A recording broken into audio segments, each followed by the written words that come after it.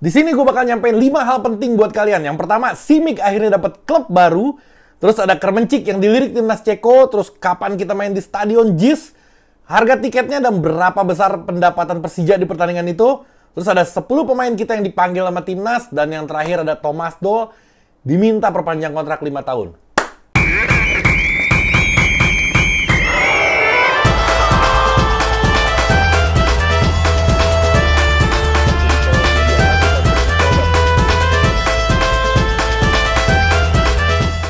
Oke Jack, balik lagi sama gue di Persija Insight. Jadi gue akan menyampaikan beberapa hal yang udah gue sampaikan tadi di awal. Dan gue akan menjabarkannya secara rinci, poin demi poin yang sudah gue rangkum. Jadi siapkan mental kalian, siapkan waktu kalian, kuotanya. Dan jangan lupa nyender dulu. Waduh, jadi dari yang pertama, tapi sebelumnya gini, gue mau kasih tau juga. Kalau gue, seperti yang kalian udah ketahui, gue lagi ngebangun satu channel lagi.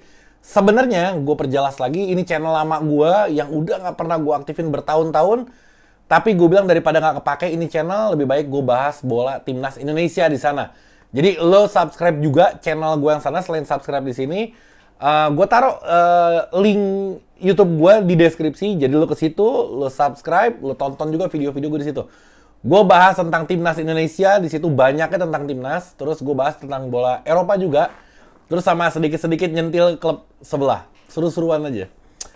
Jadi gini, gue mau ngebahas Marco Simic. Akhirnya Marco Super Simic. Waduh, dapat klub juga. Setelah pontang-panting dia selama ini nggak dapat klub. Dia udah coba trial ke beberapa klub, nggak pernah diterima. Gue nggak ngerti kenapa, padahal lumayan jago sebenarnya.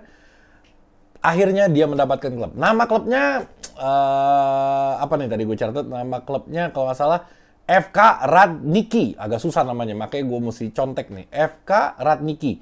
Nah, dia dikontrak di sana selama 1 musim. Klub ini klubnya Liga 1 di Liga Serbia. Dan dia berada di posisi ke-8. Dan ini timnya bukan tim besar, tapi tim mediocre aja. Tim-tim papan tengah lah. Ya lumayan lah, Simic bisa bermain di Eropa kembali akhirnya sesuai cita-cita dia. Terus klub ini tertarik karena ngeliat rekor dia di Persija. Lumayan, dari 111 pertandingan, sekitar 76 gol sudah dicetak sama Simic. Luar biasa, emang keren banget. Rekornya emang luar biasa. Tapi di Indonesia, yang back-backnya itu ya levelnya jauh di bawah Simic. Nah, gue nggak tahu kalau Simic main di Eropa, apakah dia bisa sehebat itu. Ditambah juga di usia dia yang sekarang, dan di akhir-akhir musim di Persija, dia nggak bagus sama sekali permainannya. Nah, dia akan bisa bersaing di sana atau enggak, gue nggak tahu. Tapi yang pasti, selamat buat Marco Simic. Lo akhirnya main bola lagi. Yeah. Oke, Thomas Doll. Poin keduanya adalah Thomas Doll yang diminta kontrak 5 tahun. Jadi ini lucu-lucuan aja. Banyak anak-anak Jackmania yang komen di Instagram atau di Twitter di mana-mana. Dia bilang kontrak Thomas Doll ini selama 5 tahun karena sayang buat dilepas. Karena kontrak Thomas Doll kan 3 tahun ya. Jadi ini sih bagi gue ini bentuk apresiasi aja, bentuk pujian untuk Thomas Doll. Anak-anak Jackmania minta dikontrak selama 5 tahun. Jadi bukan harus 5 tahun ya. Ini kan masih 3 tahun. Udah ada kontrak, nggak mungkin diperpanjang sekarang. Kalau mau perpanjang nanti pas sudah habis. Tapi ini bentuk apresiasi aja. Gue gue ngeliatnya kayak gitu. Anak-anak Jackmania terlalu suka sama Thomas Doll. Karena emang wajar sih, memang gue udah ngebahas di konten-konten sebelumnya, memang ini orang gila banget sih, memang wajar dia dicintai. Karena yang pertama strateginya banyak banget, taktiknya gila-gilaan, terus dia ramah, luar biasa, sama Jackmania dia supel banget, sama anak-anak kecil yang nonton latihan, dia ramah banget, apalagi sama media, sama awak media, kalau konferensi pers dia selalu baik. Kadang dia lagi kalah ya, emang pasti cemberut, tapi kebanyakan dia ramah banget ke media-media. Makanya dia disukain sama media, selalu beritanya yang keluar tentang dia berita-berita positif. Orangnya baik banget, luar biasa. Oke, yang berikutnya adalah Ricky Cawor Gacor. Gila. Ini gue demen banget sama ini orang nih. Gue gak tahu kenapa gue demen sama dia. Orangnya kayaknya baik. Dan dia kayaknya dicintain sama semua orang. Anak-anak Jackmania terbukti pas dia masuk ke lapangan, orang pada teriak semua. Gue yang boleh bilang sebelumnya, gue kaget juga ternyata banyak dari anak-anak Jackmania yang mengidolakan dia juga. Gue juga suka sama dia, gue suka banget sama dia. Gue nggak tahu dari karirnya, karena gue nggak begitu ngikutin dia sebelum di Persija, tapi dari personalitinya mungkin ya. Orangnya diem aja, kayaknya baik. Terus kalau ngelihat ke bangku penonton, kayak, aduh, gue nggak tahu deh, gue bener-bener simpatik sama orang ini. Ini baik banget soal ini orang. Terus orangnya merendah. Gue tambah suka sama dia ketika dia di konferensi pers bilang, memang sulit bersaing di lini tengah, lini depan Persija karena Thomasdal membawa 3 pemain asal Eropa. Hanno Behrens, Mika, sama Yusuf Vela. Tentu dia bilang sulit bersaing sama orang-orang ini, tapi gue lagi belajar sama orang-orang ini. Itu kalimat itu bagi gue mahal, karena merendah, terus dia nggak malu untuk ngomong belajar dari teman satu timnya. Dan gue yakin kalau Cawor ini dia bisa sesukses Rico Simanjuntak sih. Gue ngeliatnya ke situ. Dan gue kebayang kalau ngelihat dia, gue kayak ngelihat N'Golo Kante, ngerti gak lo? N'Golo Kante kan yang dikenal baik ya, dikenal ramah. Ini kayaknya mirip-mirip begitu. Gue ngelihat dia sekilas kayak ngelihat Kante. Jadi ini bisa dibilang Kante-nya Persija. Yo, luar biasa. Rico, Cawor, gacor. Luar biasa. Oke, yang berikutnya adalah Kremencik yang dilirik oleh timnas. Nanti di akhir yang bakal serunya itu adalah gue mau ngebahas tentang JIS dan pendapatan Persija kalau main di JIS. Lu bakal kaget banget kedengarnya. Luar biasa itu. Luar biasa. Oke, sebelumnya gue mau ngebahas Kremencik dulu yang dia dilirik sama timnas Ceko. Wajar, kenapa? Karena Ceko, dia pernah debut di Ceko di tahun 2016. Jadi dia pernah main di timnas, bukannya nggak pernah. Dan dia dilirik sama Ceko, kok bisa tahu gitu ya. Anak-anak Jackmania kok tahu itu kabar tersebar banget. Ternyata usut punya usut.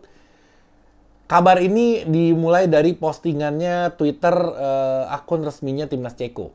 Akun resmi timnas Ceko atau Cekonya, kayaknya akun resminya timnas Ceko deh. Dia, gue nggak tahu ya, gue kurang ngerti Twitter ya.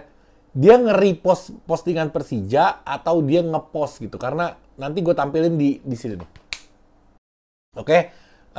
Gue nggak tahu itu repost atau apa, gue nggak ngerti. Tapi di post sama dia bilang, dia cuma mengumumkan sih kalau misalkan si Kremencik udah ngegolin gitu.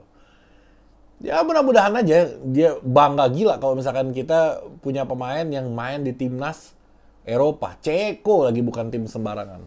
Mudah-mudahan itu bisa terlaksana. Oke, sebelum ke JIS, ada lagi ini sedikit. 10 pemain Persija, ini gue singkat aja ya. Ada 10 pemain Persija yang sudah kalian ketahui yang bergabung dengan TC-nya Timnas Indonesia. Yang udah gabung duluan namanya Teku Raza, Raihan Utina yang bagus banget mainnya, itu gue suka banget sama dia. Ahmad Maulana, Agi Firmansyah, dan Dia Syadid. Nyusul berikutnya Cahya Supriyadi, Ginanjar Wahyu, Alfrianto Niko, Muhammad Ferrari, Frankie, Mama, Mia, Misa. Ya salam. Jadi sudah bergabung semua, bahkan kemarin sempat tanding melawan Persija Junior dan kalah. Gila loh. Jadi Persija melawan Persija, hanya beda seragam aja. Yang satu jadi Persija Junior, yang satu menjadi Timnas Indonesia. Tapi Persijanya yang menang gitu. Persija Junior yang menang.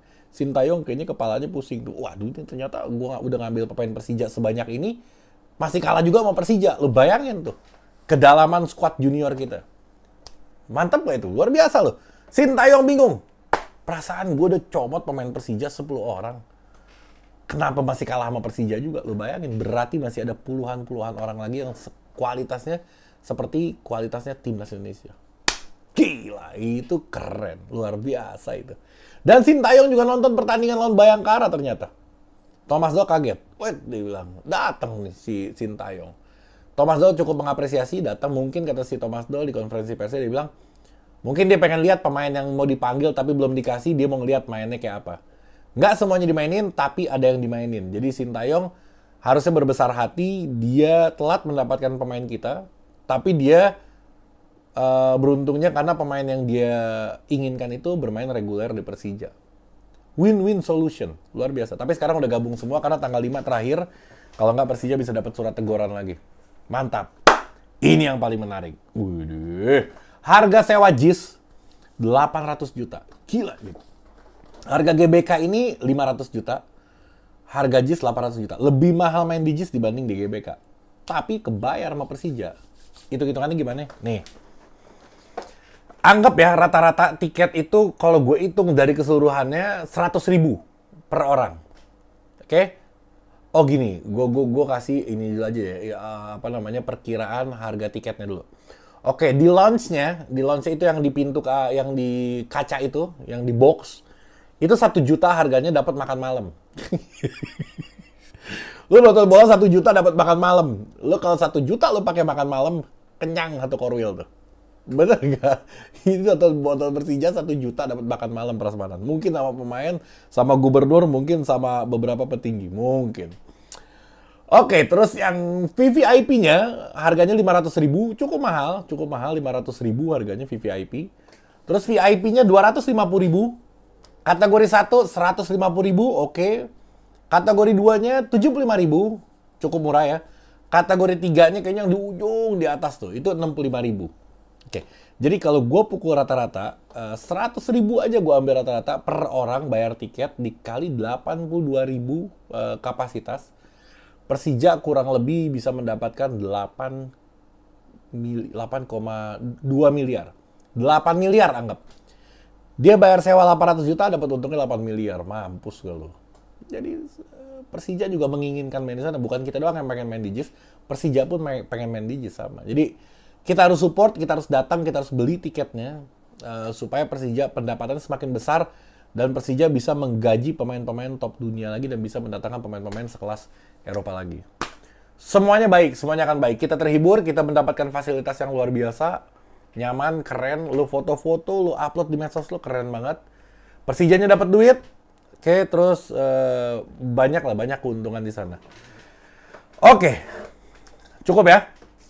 Jadi beberapa poin itu yang udah gue sampein. Gue masih ada beberapa poin lagi yang akan gue sampein di konten berikutnya. Banyak banget, penting-penting juga infonya. Jadi lu standby terus di channel gue. Subscribe juga, dan subscribe channel gue yang barusan gue bilang di deskripsi. Sama lu share juga, jangan lupa. Gue nggak pernah minta share ke kalian, kali ini gue minta share ke... Lu kan pasti tergabung di beberapa grup WhatsApp ya, pasti ada grup Jackmania ini, grup. Lu share ke situ deh. Oke? Persija Inside. Mundur. Mundur dulu.